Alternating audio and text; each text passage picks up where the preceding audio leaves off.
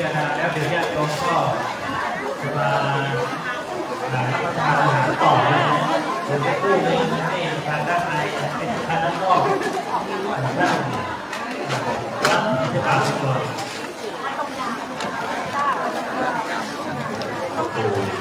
ก่อนประมาณโยมที่อยู่นอกก็ไปโยมที่อยู่ข้างในประมือถือไหว้พระสองที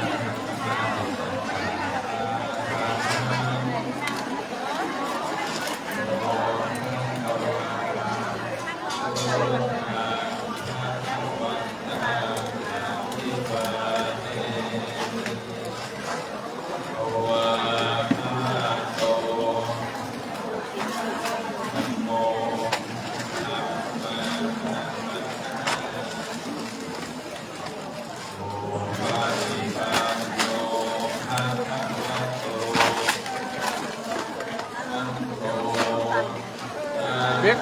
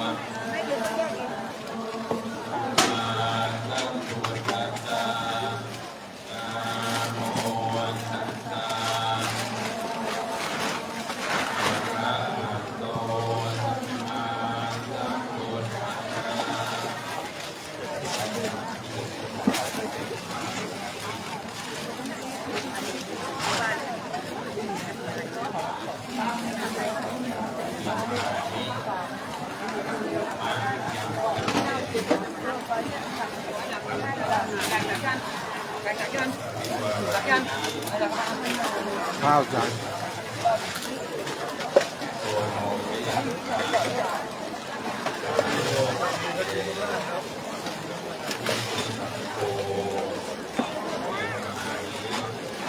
ข้าวครับไม่เขาเหมือนคนนอกเขาให้อยู่ข้างนอกนี่หรอ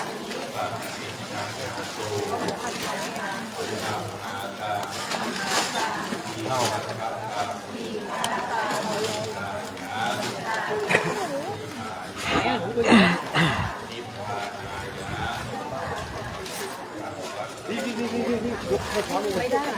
ไม่ได้มัน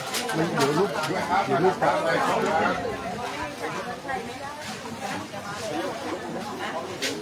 ทุกท่านที่ทำบุญเสร็จแล้วนะครับอย่าลืมกลับไปทำบุญที่บ้านเลยนะครับพระที่บ้านครับใครที่ยังมีอยู่ก็อย่าลืมนะครับอย่าลืมแชร์นะครับอย่านะครับปล่อยครับจะได้บุญที่ยิ่งขึ้นไปนะครับเพราะเอาละหันที่บ้านที่สำคัญที่สุดนะครับไม่เป็นไ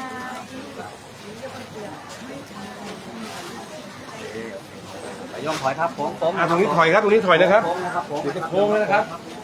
ผมนะครับผมนะครับอย่างนี้ผมนะครับผมนะครับ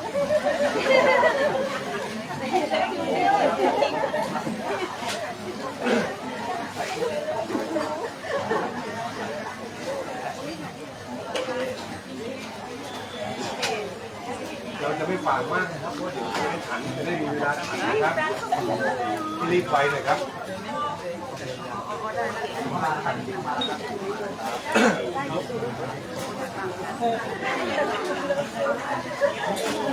โอเคโยมอย่าเข้ามาครับ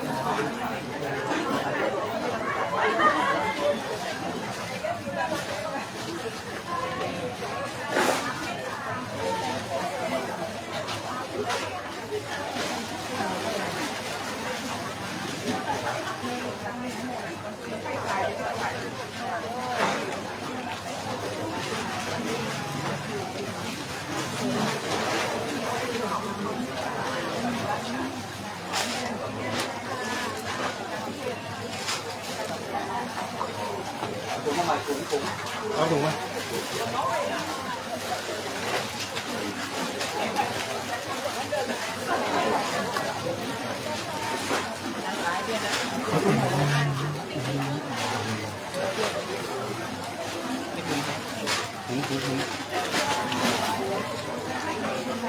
ใส่เก็บไว้ฝาบาทนะเก็บซองอ่ะดูด้วย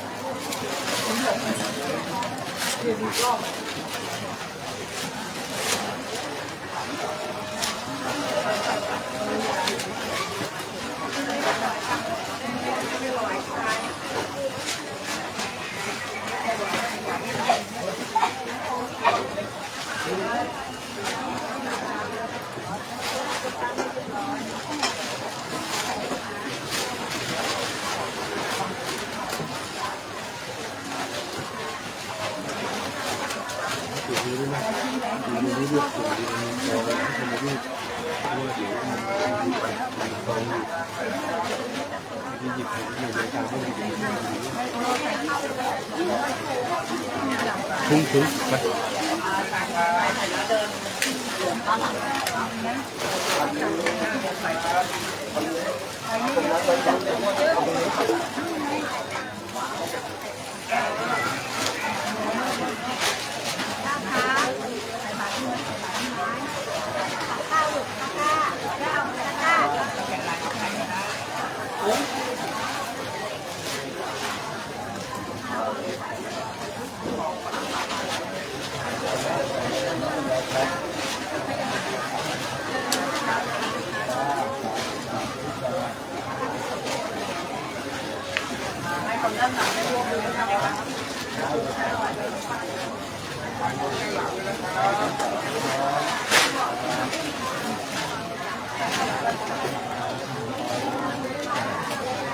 ไปดัน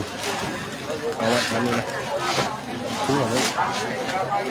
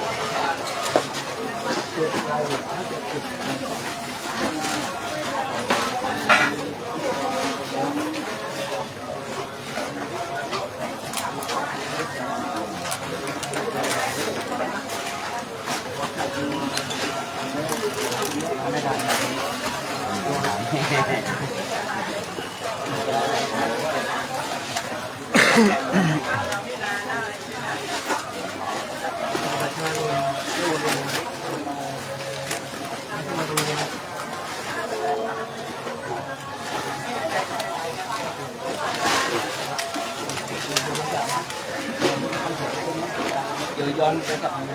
เข้า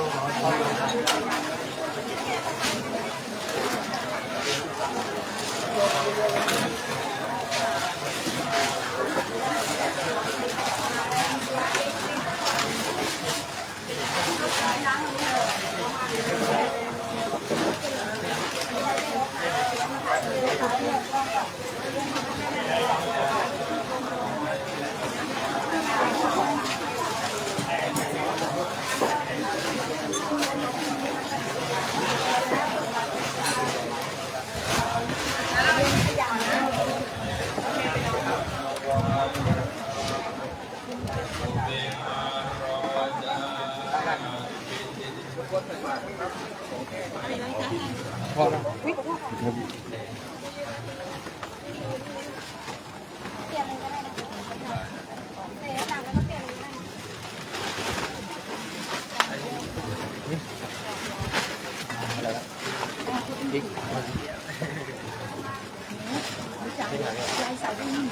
ผมแม่รบกวนใส่ฝาบาทนะครับ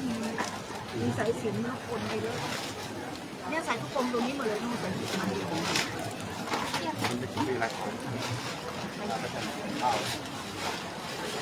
ข้าวเต็มไหมวันนี้ยังไหวแล้วแม่ข้าวจานก็ถือไหวนะเดินเอามาที่น้ำตา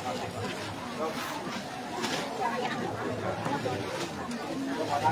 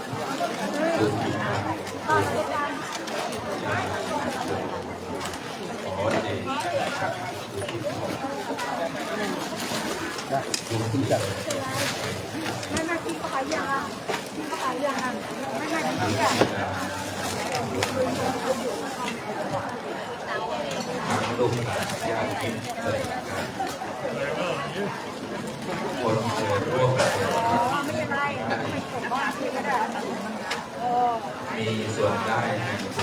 คนครับที่เราทำอะไรเองขอให้ท่านได้ทุกคนไว้เลย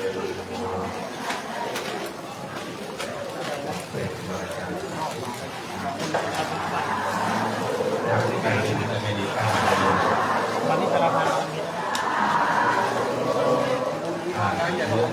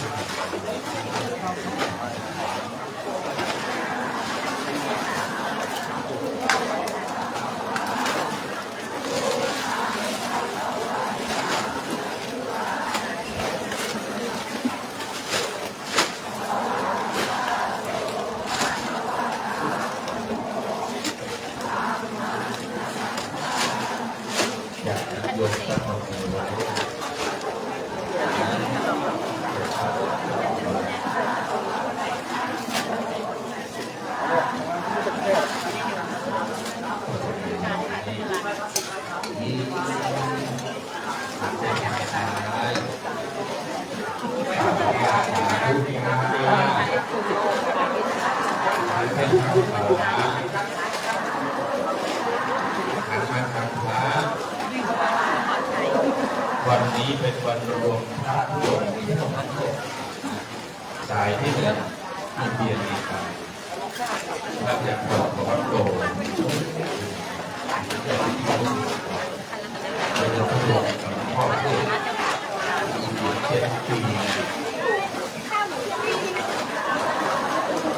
ปีละ3,000 กิโลเมตรนั่นคือกิโลกรัมแล้วก็มาจากประเทศอเมริกาหลวงพ่อทำยาการะโยมสาธุทางการเงินก็ดี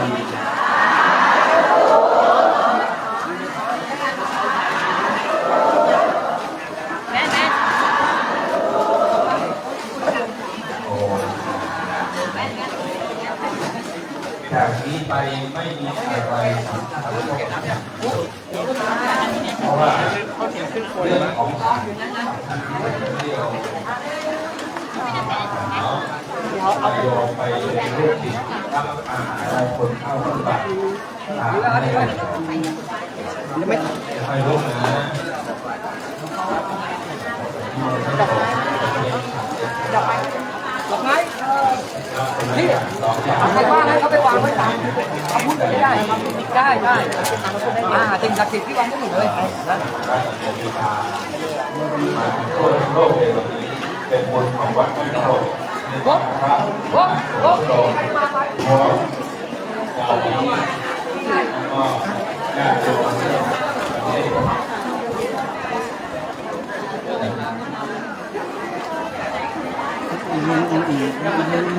ขอโยมอย่าเพิ่งเข้าไปนะโยมโยมนั่งลงก่อนนะจ๊ะพระยังมาบิณฑบาตไม่จบเพราะนั้นยังไม่หมดขอสายหนึ่งมาจากประเทศอังกฤษกำลังเดินทางมาโยมนั่งลงก่อนถ้าใครเชื่อพระขอให้รวยทุกคนนั่งก่อนรวยก่อนโยมหลวงพ่อทุดงมาจากประเทศอังกฤษกำลังเดินทางมาสายยุโรปนี่หลวงพ่อครับทักเป็นภาษาอังกฤษหน่อยครับพ่อครับวันนี้พวกเราควรรับคำบอกการที่จะตัวเป็นสเต็ปตัวเด็กเก็บในไลน์แต่ถ้าคุณเป็นเด็กคุณจะต้องสเต็ปตัวนี้ที่พวกไอ้ดูดีไว้ในที่อย่างนี้นะที่เป็นวันไม่มีใครมีฟรีของเขาฟรีของมีฟรีของมีฟรีของKami di rumah, ini proses untuk menjadi kalau dulu sehat.